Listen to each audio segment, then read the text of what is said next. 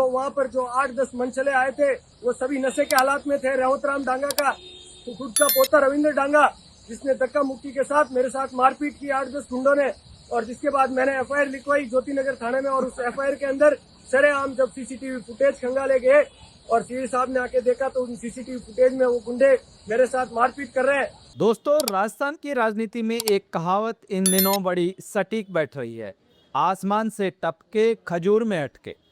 बात हो रही है खींवसर से बीजेपी विधायक रेवंतराम डांगा की। अभी 40% कमीशन खोरी के आरोपों की आग ठंडी भी नहीं हुई कि डांगा साहब एक नए बवंडर में फंस गए।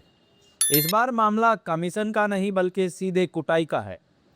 विधानसभा के ठीक सामने जहां विधायक जनता की सेवा की कस्में खाते हैं और जनता बेखौफ होकर उनसे विधायक आवास पर मिलने पहुंचती है, जो सबसे संवेदनशील और सुरक्षित जगह मानी जाती है, वहीं एनएसयूआई के प्रदेश महासचिव के साथ मारपीट की खबर आई है। हनुमान बेनीवाल ने भी मौका पाकर ऐसा लपेटा कि डांगा साहब को अपनी चौकड़ी याद आ गई होगी। आखिर क्या है विधायक आवास पर हुए इस हंगामे का पूरा सच, और क्या डांगा साहब अब अपनी विधायकी बचा पाएंगे? आज के इस पावर पैक वीडियो में हम करेंगे इस पूरी घटना का पोस्टमार्टम। वीडियो के आखिर तक बने रहिएगा। किस्सा जयपुर के विधायक परिसर का है, जहां प्रदेश भर से लोग अपनी फरियाद लेकर आते हैं।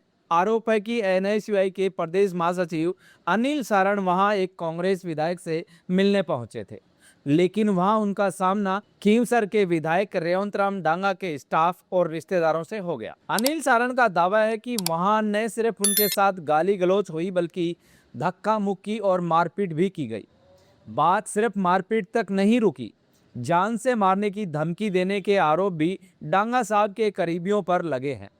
जयपुर पुलिस के ज्योतिनगर थाने में एफआईआर दर्ज हो चुकी है और अब माहौल पूरी तरह गर्मा चुका है। डांगा साहब के लिए वक्त करेला और वो भी नीम चढ़ा जैसा है। हाल ही में उन पर विधायक कोष से राशि जारी करने के बदले 40% कमीशन लेने के गंभीर आरोप लगे थे।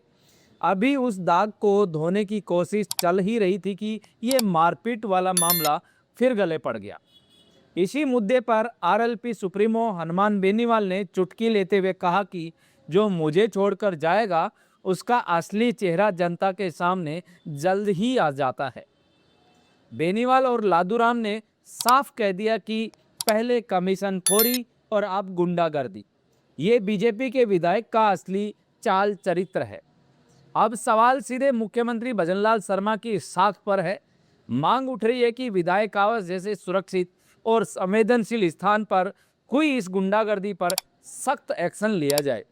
राजनीति के जानकार पूछ रहे हैं कि क्या आरोपों की फेहरिस्त लंबी होने के बाद डांगा अपनी साख बचा पाएंगे? मामला अब सिर्फ एक थप्पड़ या गाली का नहीं बल्कि डांगा साहब की इमेज और उनके राजनीतिक भविष्य का बन चुका है। तो साथियों, आपको क्या लगता है कि रेवंतराम डांगा के खिलाफ ये कोई राजनीतिक साजिश है या फिर सत्ता की हनक में विधायक के लोग बेलगाम हो गए हैं? कमेंट बॉक्स में अपनी राय जरूर दें।